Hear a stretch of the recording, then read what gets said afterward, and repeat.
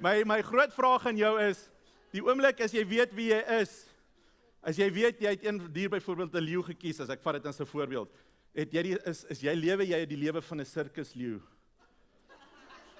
Wat almal oor jou trap en jy weet nie hoe powerful en kragtig jy is nie, of is jy die koning van die oerwoud?